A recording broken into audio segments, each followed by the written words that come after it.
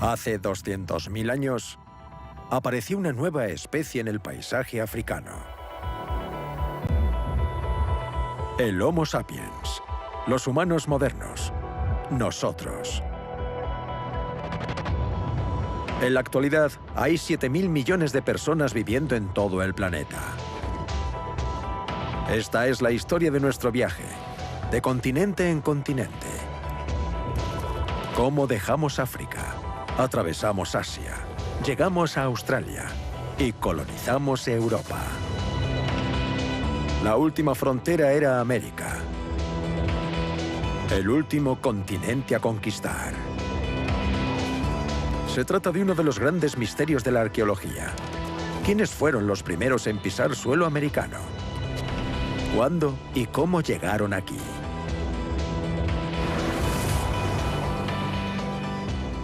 A medida que avanzaban hacia el sur, sabían que eran las primeras personas en ver esos paisajes.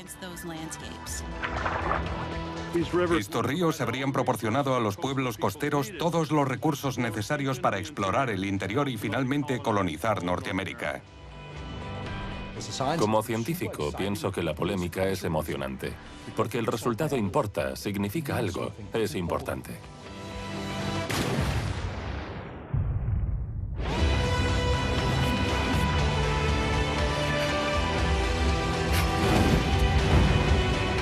¿Quiénes fueron estos primeros americanos? ¿Y qué fue de ellos? Su historia es nuestra historia.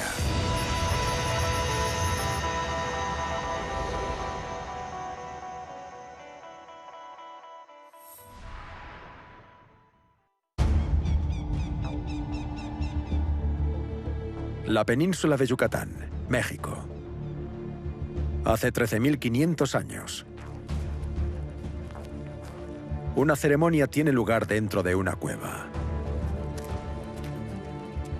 Una mujer joven está siendo enterrada por su clan. Los arqueólogos la conocen como Eva.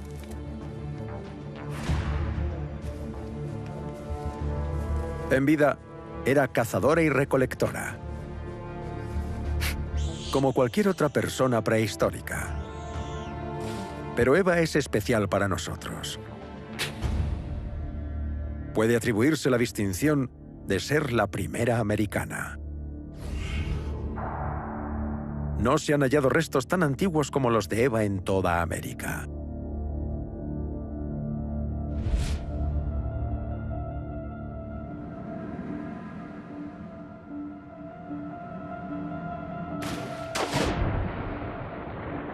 Los huesos de Eva fueron descubiertos bajo el agua,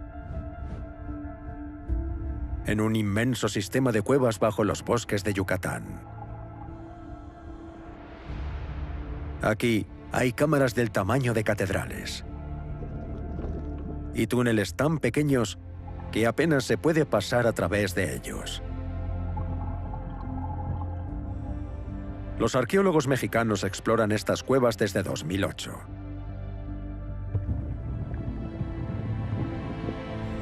Arturo González es el líder del equipo. Para mí, esta es la mejor forma de hacer arqueología, porque no es necesario excavar, no hay polvo, todo está claro.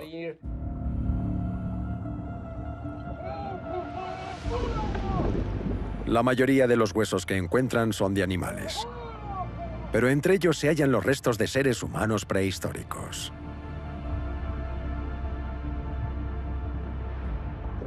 Pasamos mucho tiempo buceando y explorando. Y cuando por fin encuentras restos humanos, es como una lotería. Piensas, vaya, gracias, Dios mío. Tienes la gran oportunidad de tocar esas pruebas. Es como una conexión entre el pasado y el futuro, en el presente. Pero, ¿por qué hay huesos humanos bajo el agua? No fueron arrastrados por la corriente. Debieron depositarlos aquí cuando las cuevas no estaban inundadas.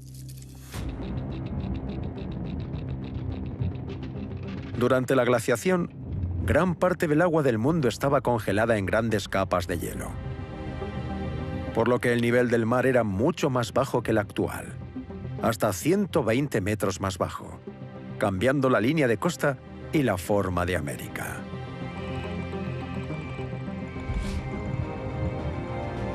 En aquel momento, el sistema de cuevas de Yucatán estaba lo suficientemente seco como para que la gente entrara y enterrara allí a sus muertos. La fase seca terminó hace 8.000 años. Desde entonces, las cuevas han estado sumergidas, sellando y protegiendo cualquier resto humano.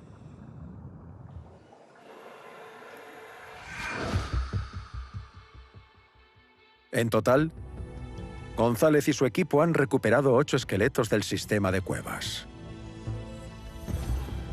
Es la colección más grande de seres humanos prehistóricos encontrada en América del Norte. Y el hallazgo estrella es este: la mujer de Nájarón. Este fue el primer esqueleto que encontramos en las cuevas y también es el más antiguo. Sabemos que se trata de una mujer joven gracias a que tenemos los huesos de la cadera, es diferente a la de los hombres. El cráneo también es un buen indicador del sexo de una persona. El cráneo de la mujer de Nájarón es muy fino, es muy delicado, correspondiente muy posiblemente a una mujer joven. En vida medía 1,40 m y solo tenía 20 años cuando falleció. La datación de sus huesos por radiocarbono sugiere que ocurrió hace 13.500 años.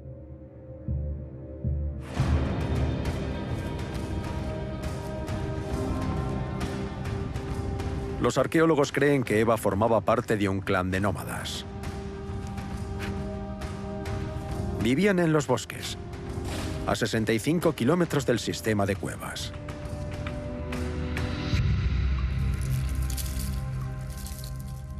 Solo entraban en ellas para enterrar a sus muertos.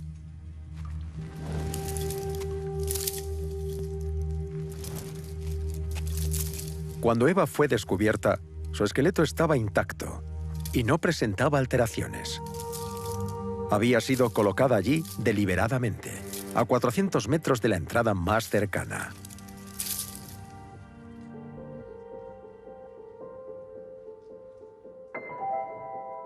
Las pruebas sugieren que Eva fue depositada en ese lugar en una especie de entierro ritual. Se trata del primer indicio de espiritualidad en toda Norteamérica.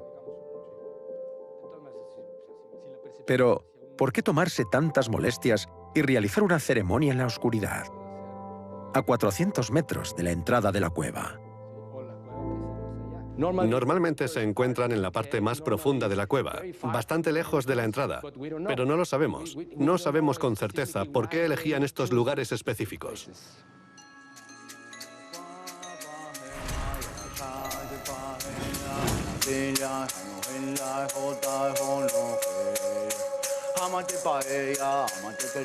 Octavio Rettig es un chamán moderno.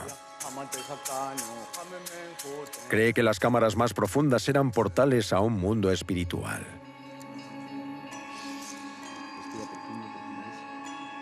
En el que los chamanes se comunicaban con los espíritus usando drogas psicotrópicas. Hoy, Arturo González va a simular su efecto mediante una sustancia extraída de las glándulas de un sapo mexicano. Como el sol. Amor, amor, amor, amor, amor, amor, amor infinito. Gracias, gracias, gracias. Wow.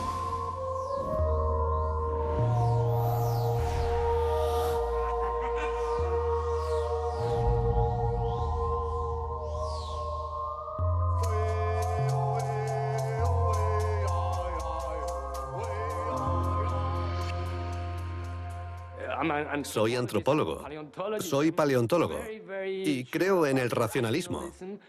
Pero ahora entiendo mejor por qué elegían estos lugares específicos para hacer sus entierros o entrar en contacto con las almas.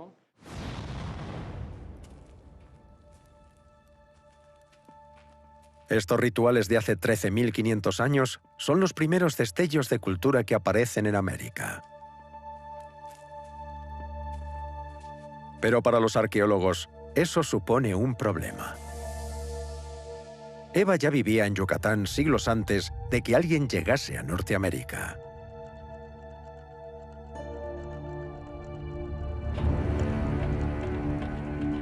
Durante décadas, se ha asumido que los primeros americanos llegaron desde Siberia a pie. Durante la glaciación, el nivel del mar era tan bajo que el actual estrecho de Bering era un puente de tierra. Pero una vez que esas personas entraron en Alaska, no pudieron seguir avanzando, ya que Canadá estaba cubierta por dos grandes casquetes glaciares y era una barrera infranqueable. Solo cuando el mundo se calentó y las capas de hielo comenzaron a derretirse, surgió una ruta hacia el sur.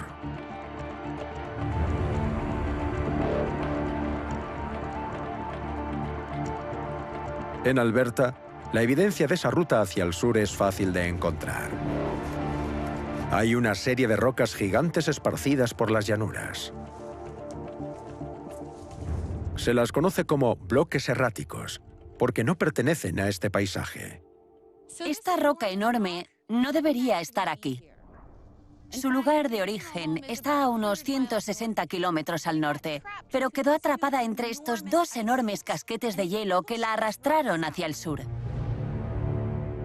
Cuando los casquetes se derritieron, depositaron la roca aquí. Estos bloques parecen aislados, pero al cartografiarlos en el paisaje, nos ofrecen una imagen excelente del corredor que existía entre estas dos gigantescas capas de hielo. En realidad, definen el paso hacia Norteamérica. Una vez que se abrió un paso libre de hielo, hace aproximadamente 13.000 años, la gente pudo caminar hacia el sur, hasta el territorio actual de Estados Unidos.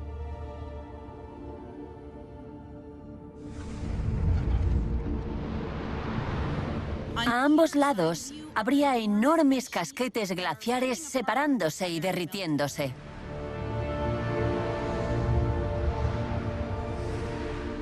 Oirían correr el agua del deshielo y fuertes crujidos al formarse grietas, y verían caer grandes bloques de hielo. A medida que avanzaban hacia el sur, llegarían a lugares que nunca antes habían pisado los humanos. No habría signos de vida humana, y sabrían que eran las primeras personas en ver esos paisajes.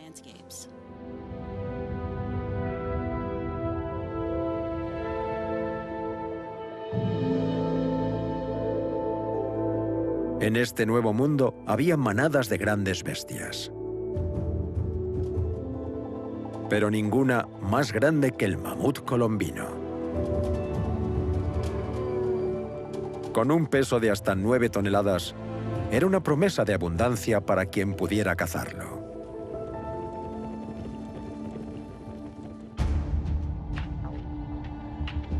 La primera prueba de que los americanos prehistóricos cazaban mamuts se halló en los años 30. En una serie de yacimientos del suroeste, los arqueólogos encontraron puntas de lanza junto a huesos de mamut. Estas puntas de lanza pasaron a conocerse como Puntas Clovis, nombre de uno de los yacimientos arqueológicos en Clovis, Nuevo México. Desde entonces, se han hallado muchas más por todo Estados Unidos. Son tan comunes que los arqueólogos hablan de una cultura Clovis en referencia a quienes las fabricaban.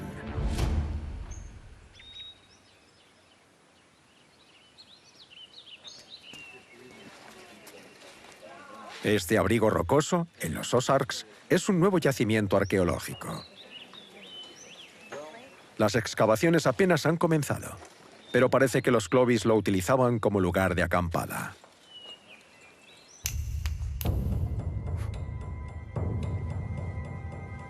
Hace 13.000 años, los grupos familiares se alojaban aquí unos días antes de reanudar su viaje. La vida giraba en torno al alimento: encontrarlo, procesarlo y consumirlo. Los cazadores-recolectores eran tan activos que consumían hasta 4 veces más proteínas que las personas actuales. Metin Eren es uno de los directores del yacimiento arqueológico y es un experto en la talla de pedernal. Es capaz de hacer una punta Clovis tal y como la habrían hecho los primeros americanos.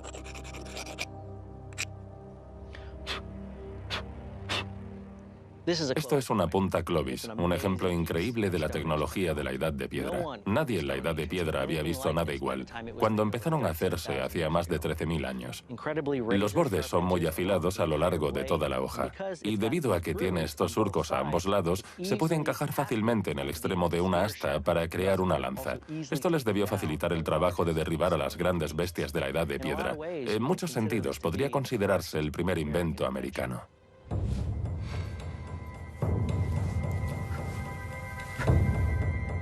Esto es una punta Clovis que he hecho yo. En la prehistoria la habrían encajado en una asta de madera o en una caña y la habrían amarrado para hacer una lanza. Luego habrían fijado la caña a un atlátel o lanzadardos para darle mucho más impulso y poder derribar a los grandes animales de la última glaciación.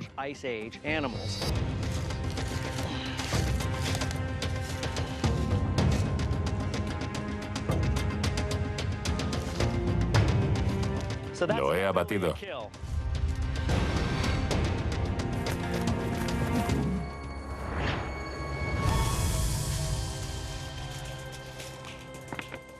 Vaya. La punta Clovis ha atravesado el blanco de 7,5 centímetros. Es fácil imaginar el daño que habría causado a una presa. Es un arma increíble.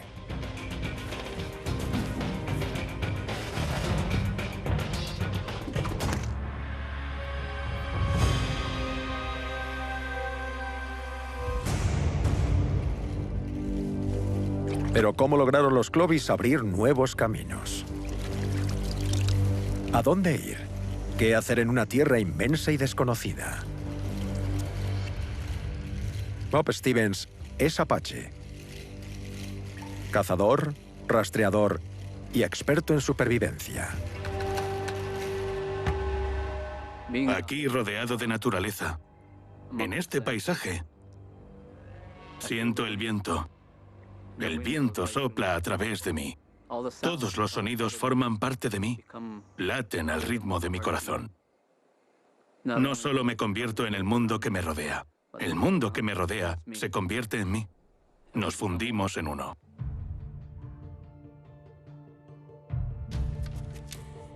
Los Clovis no tenían ningún manual de instrucciones. Nadie que les dijera dónde cazar.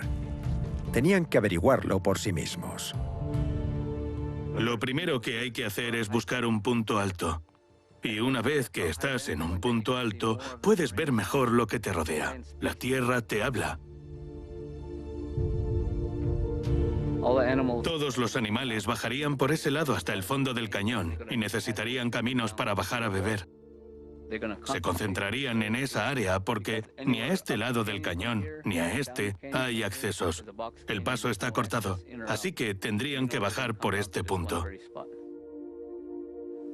Este sería un buen lugar para establecer un campamento temporal y trabajar desde aquí, explorando los alrededores.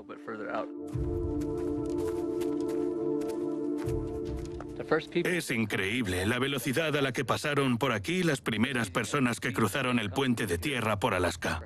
Tal vez sintieran la necesidad de explorar. Tal vez había algo que los impulsaba a mirar más allá de la siguiente colina, a subir la siguiente ladera. Y cuando vengo aquí, siento las mismas ansias de saber qué es lo que hay más allá de la última colina que puedo ver. Ir hasta allí, mirar y decir, ya sé lo que hay. ¿Y qué veo? Otra colina. Eso mantiene vivo el impulso de ir siempre más allá.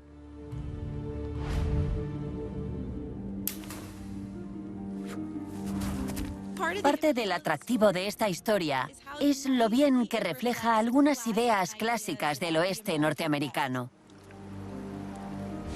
Hombres duros que viajaban a nuevas tierras solo para conquistarlas y colonizarlas. ¿Pero es cierta la historia?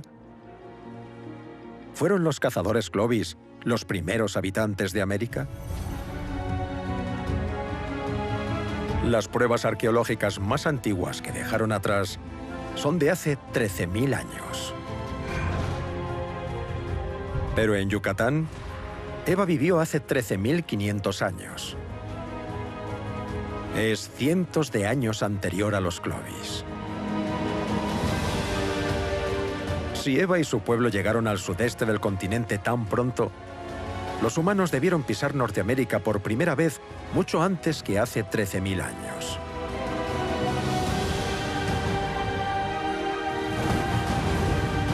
Entonces, ¿cuándo llegaron?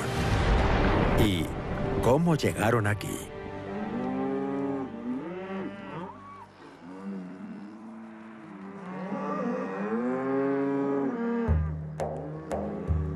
Jacqueline Gill cree que puede fechar la llegada de personas a Norteamérica no estudiando huesos o herramientas, sino mediante el estiércol.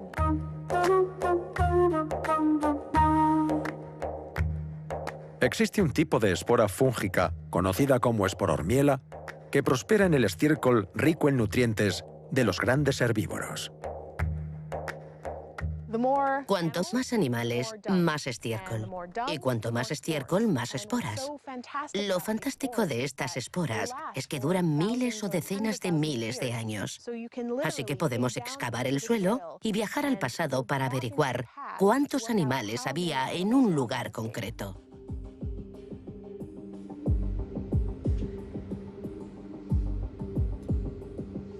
Jacqueline Gill toma muestras de barro de antiguos lechos lacustres. Añade un disolvente y las centrifuga para extraer las esporas fúngicas. De ese modo puede contarlas y calcular cuántos animales había en la prehistoria. Animales como mamuts y mastodontes. Después de muchas horas contando esporas, me di cuenta de algo interesante. Hace 15.000 años había una gran cantidad de esporas, lo que significa que había muchísimos animales en el entorno. Pero entonces sucedió algo. Hace unos 14.800 años, el número de esporas empezó a disminuir y hace unos 13.500 años desaparecieron por completo. La desaparición de estas esporas sugiere que los animales eran cazados mucho antes de que aparecieran las primeras puntas Clovis.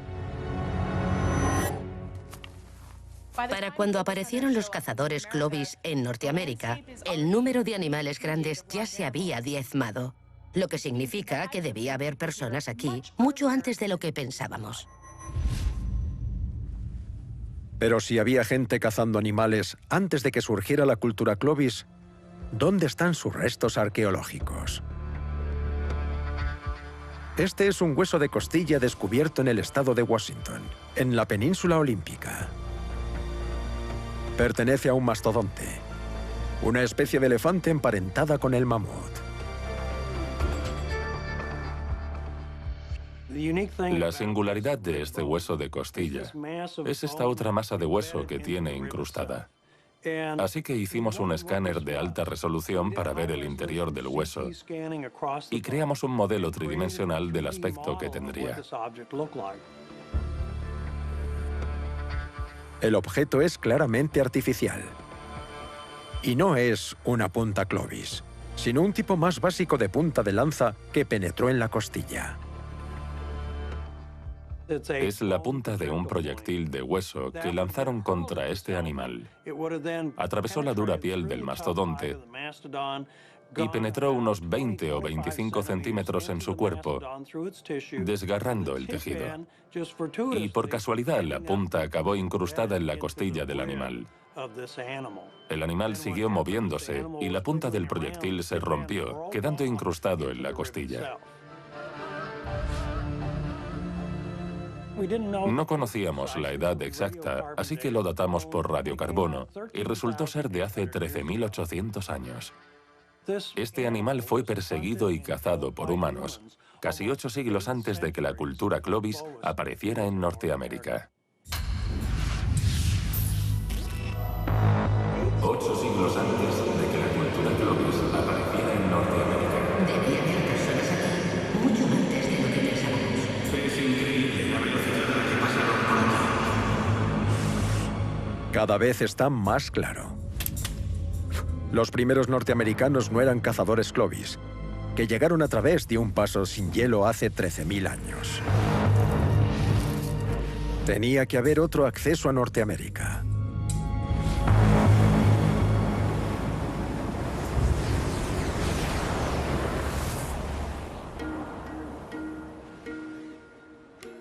John Erlandson cree que los primeros norteamericanos llegaron en barco hace 16.000 años. Aunque el continente estaba prácticamente cubierto por hielo, la costa del noroeste del Pacífico estaba en su mayoría libre de hielo. Era posible encontrar una ruta hacia el sur que evitase los icebergs y vivir de la abundancia del mar. Una de las razones por las que la ruta costera es tan atractiva es esto: algas marinas. Estos bosques de algas se extendían por todo el Pacífico. Estas algas son muy productivas. Liberan miles de millones de esporas y crecen hasta 1 metro al día. Son la base de una compleja cadena trófica formada por peces, mariscos, mamíferos marinos y, además, son comestibles y muy sabrosas. ¿Están buenas? En lugar de llegar caminando por un paso entre el hielo, los primeros americanos pudieron llegar remando por una autopista de algas. Hay bosques de algas a lo largo de toda la costa pacífica, desde el norte hasta el sur de América, hasta la Patagonia.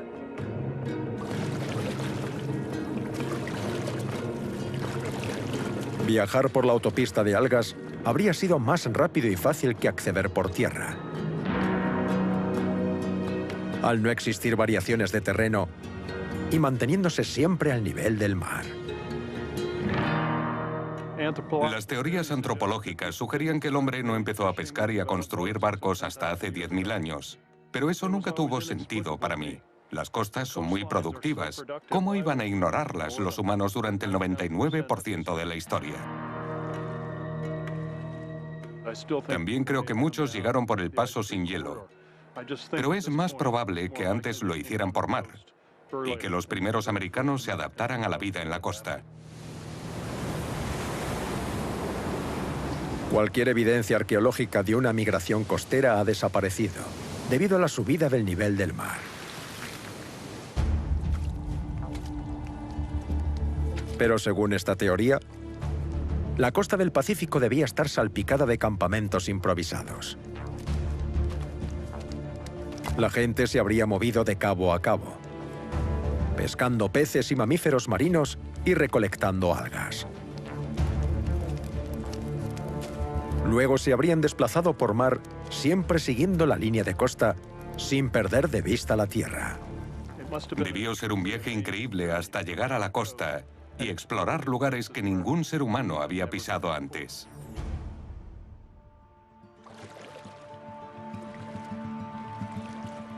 Es posible que estos navegantes se hubieran dirigido entonces hacia el interior, siguiendo algún gran río.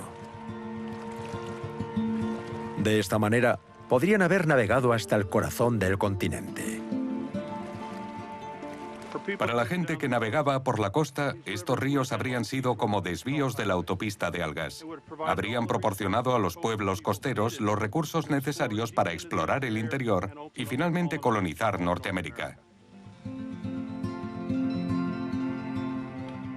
El sistema fluvial norteamericano proporciona un posible mapa de su viaje. Si llegaron tierra adentro por el río Columbia, podrían haber llegado al Missouri, que desemboca en el Mississippi y finalmente en el Golfo de México. De esta manera, personas como Eva podrían haber cruzado el continente mucho antes de que se abriera el paso entre el hielo.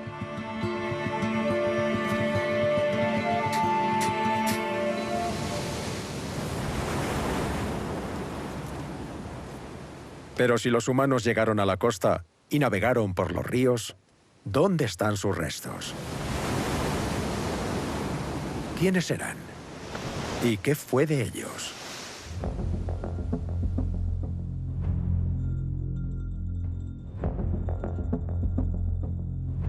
Uno de los esqueletos prehistóricos más completos de Norteamérica se conserva en este museo. Pertenece a un hombre que pudo haber sido uno de los primeros inmigrantes costeros que viajó por la autopista de algas. Pero es imposible filmar sus huesos, ya que es un riesgo para su seguridad. Se encuentran tras varias puertas cerradas, con alarmas y cámaras de seguridad. Además, el esqueleto en sí cuenta con 2 sistemas de alarma propios. Es como si estuviera en la cámara de seguridad de un banco, de una ciudad fuertemente protegida, por así decirlo. Sería muy difícil entrar y llegar hasta los restos.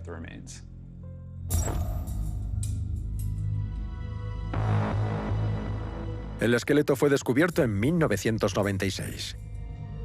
Se trata de un hombre enterrado hace 8.500 años, junto al río Columbia, cerca de Kennewick, Washington. Se le conoce como el hombre de Kennewick. Pero inmediatamente, las tribus locales exigieron que fuese enterrado de nuevo. Los nativos americanos tienen derecho a que se les devuelvan restos antiguos. Si pueden demostrar la existencia de un vínculo ancestral, las autoridades están obligadas a entregar cualquier hueso para su reentierro, un proceso conocido como repatriación. Pero con el hombre de Kennewick no ha sido así. A pesar de los esfuerzos de líderes tribales como Armand Minthorn. Nuestro estilo de vida es diferente. Tenemos leyes no escritas que transmitimos de generación en generación. Pero también debemos seguir la ley. Trabajamos con el gobierno. Estábamos listos para la repatriación. Pero entonces los científicos intervinieron porque querían hacer sus estudios. Así que llevamos el caso al juzgado.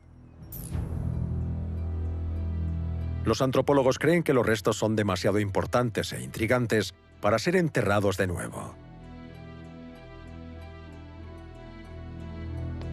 Y presentaron una demanda para evitar la repatriación. Desde entonces, el hombre de Kennewick se encuentra en una especie de limbo. Y su destino aún está por decidir. Oculto a la vista.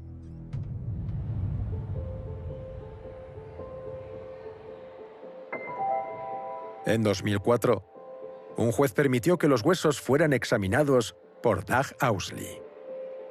Su despacho se encuentra en el Instituto Smithsonian y es uno de los principales antropólogos forenses del mundo.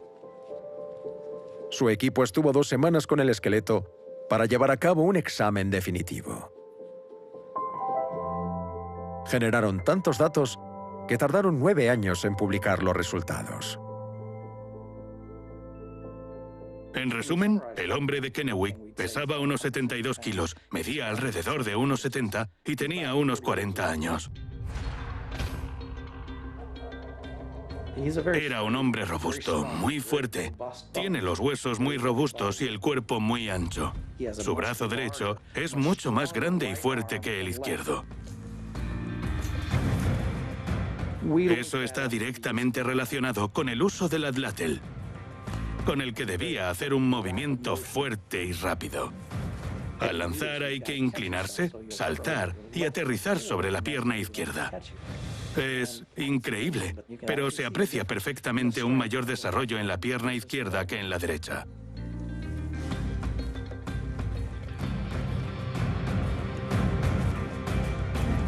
Pero al parecer, las mismas armas, una lanza y un atlatl, fueron utilizadas contra el hombre de Kennewick. Si observamos su pelvis, el hueso de la cadera tiene incrustada una punta de lanza.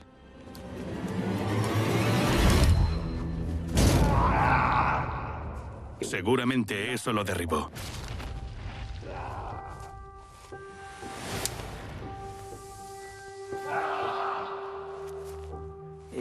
Le atravesó el hueso pélvico derecho y le fracturó parte de la cresta ilíaca.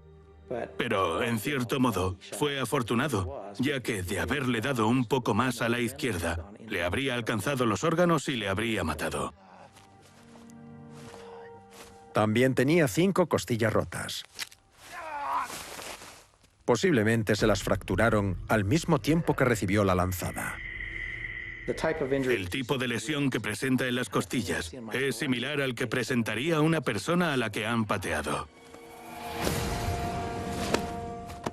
Su atacante estaba lo suficientemente cerca como para darle una fuerte patada y romperle las costillas.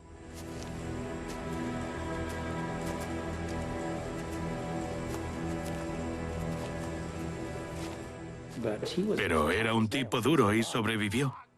Fue capaz de escapar y vivió 20 años más después de eso. ¿Qué más pueden revelar los huesos del hombre de Kennewick? Owsley ha analizado su composición química, su marcador isotópico. Esto muestra lo que comía y de dónde procedía su alimento.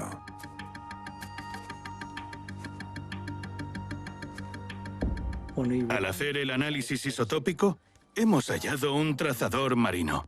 Y lo primero que pensamos fue que al haber tantos salmones en el río Columbia, cerca de donde vivía, era algo natural. Pero los niveles de carbono eran tan altos que es imposible que se produjeran por comer peces de río. En lugar de eso, el hombre de Kennewick parecía haber vivido a base de una dieta de mamíferos marinos. Este hombre procedía de la costa y, según sus marcadores isotópicos, dependía de ella en gran medida. El resultado del análisis indica que la base de su alimento eran las focas y que procedía del centro de Alaska. Según las pruebas forenses, el hombre de Kennewick tenía un estilo de vida similar al de los primeros inmigrantes costeros y se alimentaba gracias al mar. Viajaría tierra adentro por el río Columbia más adelante. Eso me sorprende muchísimo. Jamás lo habría imaginado. Cualquiera que viera esto pensaría que este era su hogar, pero no, no era de allí. Los nativos americanos rechazan esta idea. Lo llaman el antiguo y creen que era uno de los suyos. Su entierro en el río Columbia sugiere que no era un viajero solitario, sino parte de una comunidad establecida. Creemos que el antiguo vivió de manera similar a como vivimos hoy. Comía los mismos tipos de alimentos, hablaba el mismo idioma y pescaba en el mismo río. Y lo más probable es que fuera enterrado con una ceremonia, ya que había otras personas.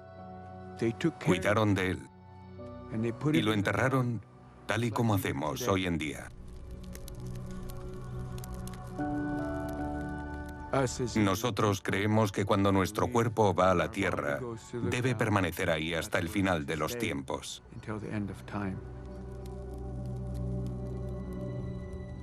Eso es lo que creemos. Y aunque lo enterrasen hace 9000 años, no importa. Cuando un cuerpo es sacado de la tierra, como el del antiguo, Su viaje es interrumpido. Se detiene.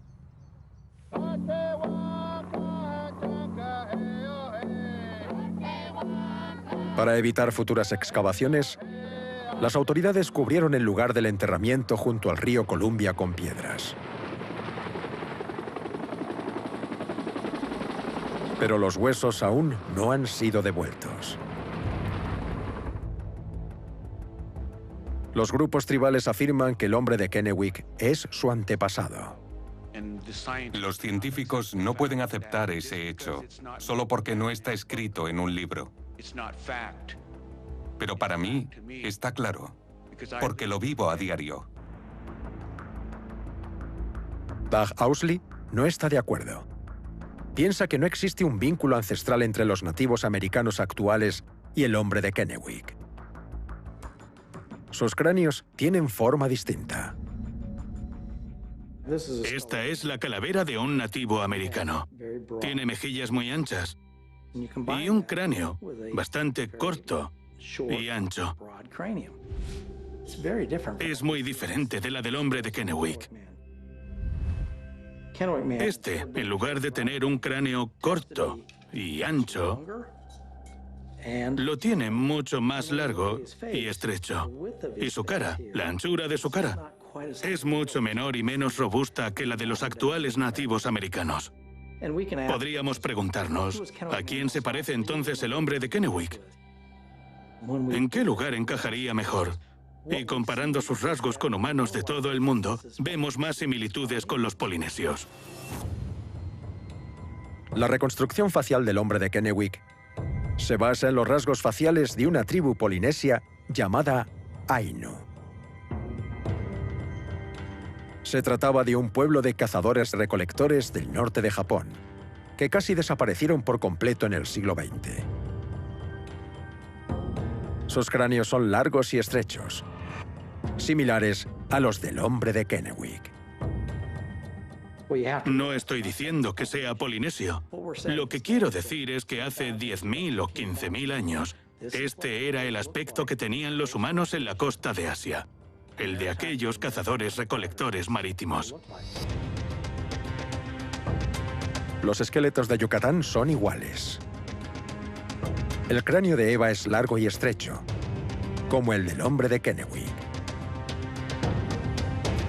No se parece en nada a los nativos americanos modernos.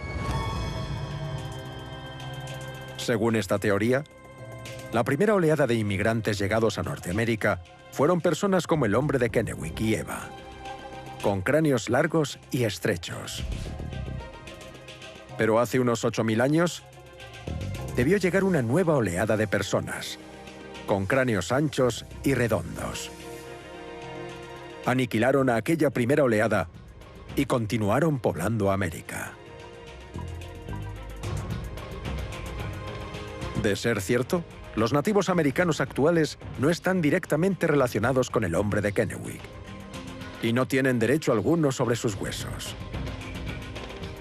Pero hay una forma segura de averiguar si se trata de un antepasado, utilizando el ADN.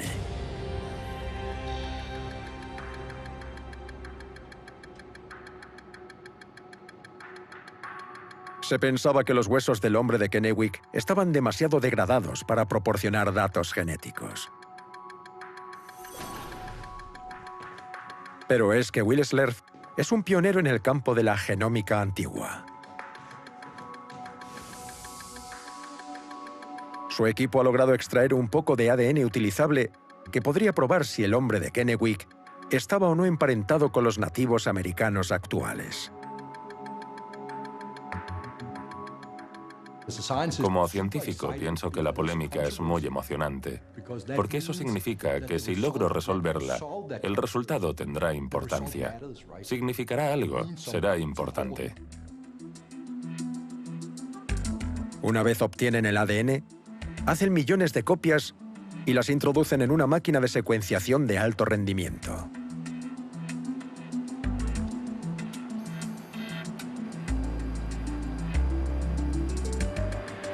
Tiñéndolas con colorante, la máquina desencadena una serie de reacciones químicas.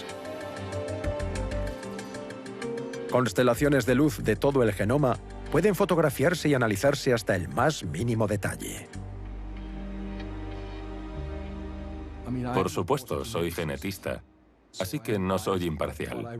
Pero creo que la genética actual, y sobre todo la genómica que llevamos a cabo aquí, es una herramienta muy poderosa para abordar este tipo de cuestiones sobre la ascendencia.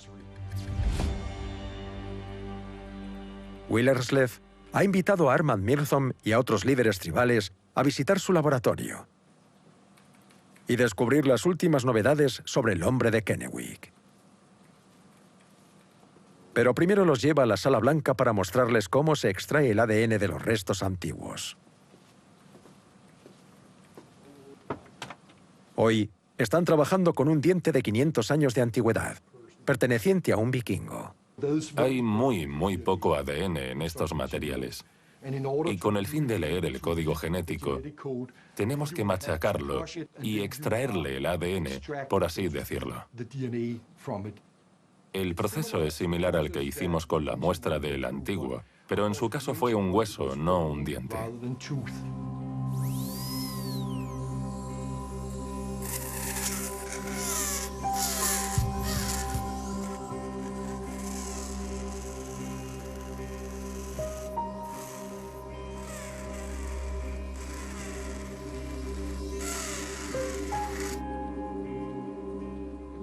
Nos molesta un poco estar aquí y ver esto, lo que se está haciendo. No nos gusta cómo tratan a los restos humanos. Deben tratarse como algo sagrado.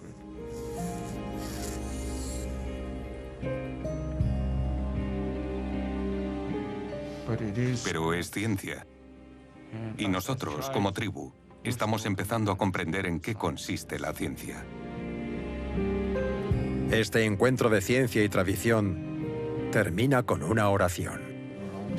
Siempre estamos pensando en el antiguo, donde quiera que esté. Cuando vi lo mucho que significaba para ellos, me emocioné mucho. Estoy seguro de que creen estar haciendo un sacrificio al permitirme tomar muestras del hombre de Kennewick.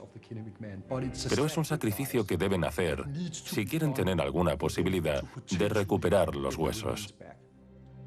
Lo que tengo en este tubo de aquí... Independientemente de sus dudas con respecto a la investigación genética, las tribus están a punto de recibir buenas noticias. Este es el ADN del antiguo, y ya hemos secuenciado parte del genoma. En base a estos análisis, podemos ver que el antiguo está más relacionado con el pueblo indígena contemporáneo que con cualquier otro pueblo del mundo.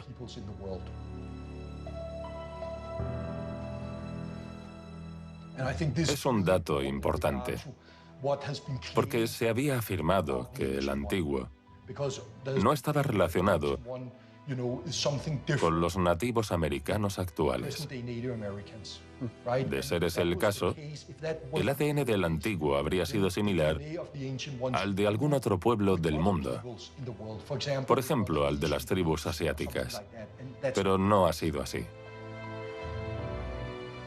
A quien más se asemeja es a los nativos americanos.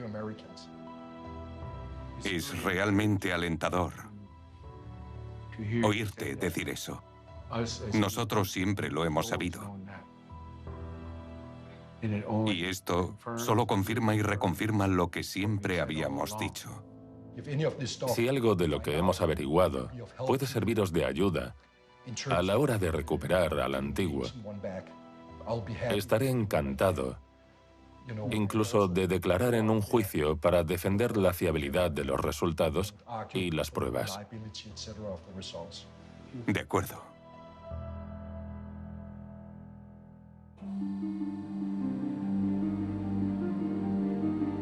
El ADN podría cambiarlo todo.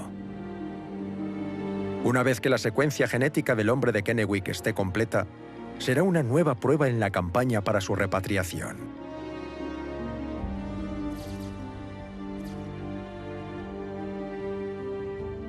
Si la genética está en lo cierto, no hubo dos oleadas de inmigrantes en América, sino solo una.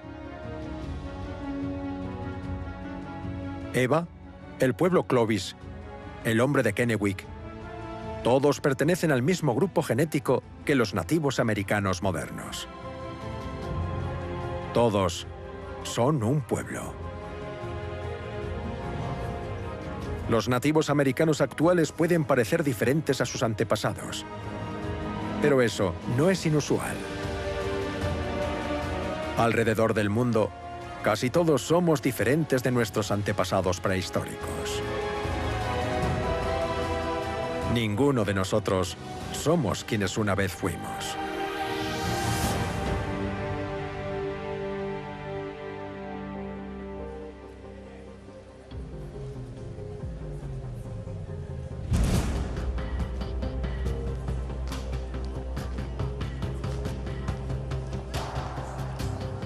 John Hawkes estudia cómo ha cambiado la biología humana en los últimos 10.000 años.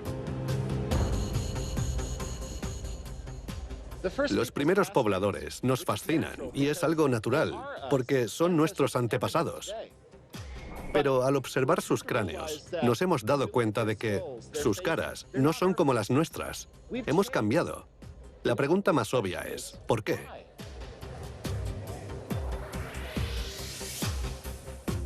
Hawkes cree que los seres humanos son muy sensibles a los cambios en su estilo de vida. Una vez que dejamos de cazar y recolectar, empezamos a comer alimentos diferentes. Solo eso fue suficiente para cambiar la forma de nuestros cráneos. Y al vivir en ciudades, nuestros cerebros no tienen que esforzarse tanto. Confiamos en la inteligencia de los demás. Puede parecer sorprendente, pero cuando empezamos a asentarnos, nuestro cráneo no solo cambió de forma, sino que comenzó a encogerse. Y tal vez nuestros cerebros se encogieron también. Los primeros pobladores vivían en grupos muy pequeños. Cualquier cosa que quisieran hacer, tenían que aprenderla. Debían aprender a buscar cualquier alimento que quisieran comer. Y el conocimiento acumulado durante generaciones, debían almacenarlo aquí. Sobreviviendo a base de ingenio, estos pioneros abrieron un nuevo mundo. Ya vinieran por mar o por tierra, ahora sabemos que llegaron al menos 2000 años antes de lo que se pensaba anteriormente. Y que poblaron América a una velocidad vertiginosa.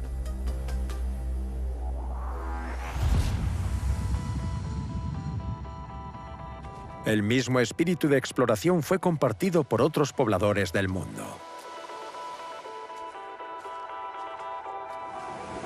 Los genetistas creen que eran sus genes lo que les impulsaban a asumir riesgos, aceptar los cambios y buscar cosas nuevas. Algunos lo han llamado el gen de la exploración y sigue presente en nuestro ADN hoy en día. Los primeros pobladores eran exploradores, abrían nuevos caminos, crearon el mundo en el que ahora vivimos. Y ese vínculo genético entre nosotros y ellos ha perdurado a través de los años, conectándonos a ellos y empujándonos a ir donde no hemos estado antes.